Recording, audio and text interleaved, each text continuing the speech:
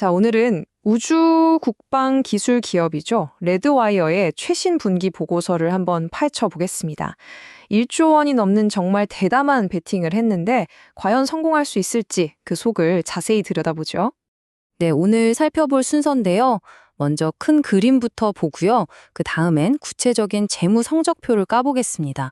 그리고 이 숫자를 만든 핵심, 바로 그 거대한 인수에 대해 이야기하고 앞으로 어떤 위험이 있을지, 마지막으로 이걸 우리가 어떻게 봐야 할지 정리해 볼게요. 이번 분기 레드와이어를 한마디로 하면요. 딱 하이리스크, 하이리턴입니다. 매출은 정말 새 역사를 쓰고 있는데 그 뒤에서는 손실이 눈덩이처럼 불어나고 있거든요. 그러니까 핵심은 이거예요. 지금 당장 돈을 버는 것과 미래를 위해 엄청난 투자를 하는 것. 이 둘 사이의 균형을 어떻게 잡느냐는 거죠.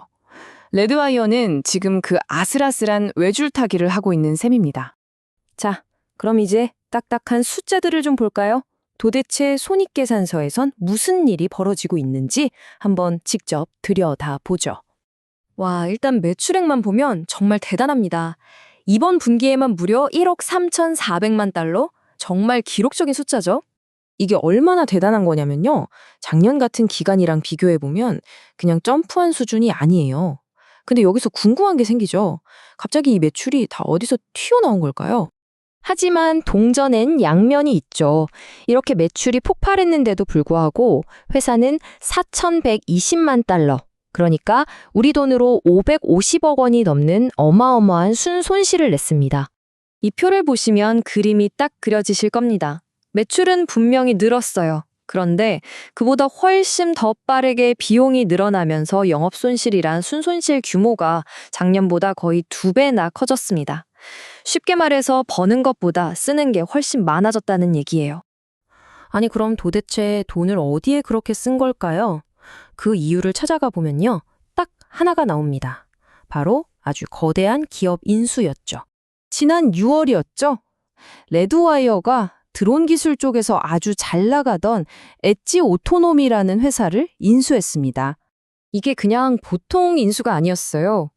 인수 금액이 무려 10억 2천만 달러. 우리 돈으로 환산하면 1조 3천억 원이 넘는 말 그대로 초대형 빅딜이었습니다. 자, 이제 아까 그 매출 급증의 비밀이 풀리셨죠? 이번 분기 매출의 거의 절반이 바로 이 엣지 오토노미에서 나온 겁니다. 인수가 아니었다면 불가능했을 숫자죠. 이 거래가 얼마나 큰 건지 이 영업권이라는 항목을 보면 바로 감이 옵니다. 이게 뭐냐면 회사를 살 때 장부 가격보다 더 얹어준 웃돈, 그러니까 미래 가치에 대한 투자금 같은 건데요. 이게 7,100만 달러에서 순식간에 8억 달러로 10배 넘게 뛰어버린 겁니다. 엄청나죠? 물론 이렇게 크게 베팅을 하면 그만큼 리스크도 커지겠죠. 레드와이어도 이걸 숨기지 않고 투자자들한테 앞으로 이런 어려움이 있을 수 있다고 솔직하게 이야기하고 있습니다. 가장 큰 건 역시 새로 인수한 엣지 오토노미를 기존 조직이랑 잘 섞는 거고요. 또 매출이 소수의 큰 고객, 특히 미국 정부에 너무 쏠려 있다는 점도 불안 요소입니다. 게다가 경쟁은 점점 더 치열해지고 있고요. 자, 그럼 이제 정리를 좀 해볼까요? 이 모든 걸 종합했을 때 우리가 진짜 핵심으로 봐야 할 건 뭘까요?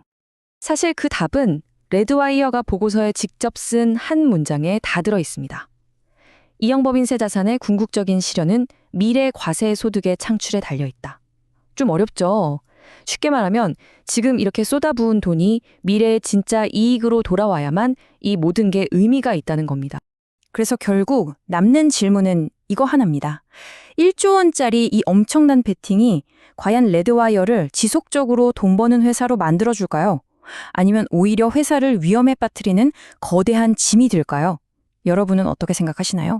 레드와이어의 이 대담한 도전, 그 결과를 계속 지켜보고 싶으시다면, 그리고 오늘 내용이 도움이 되셨다면 좋아요와 구독 꼭 부탁드립니다.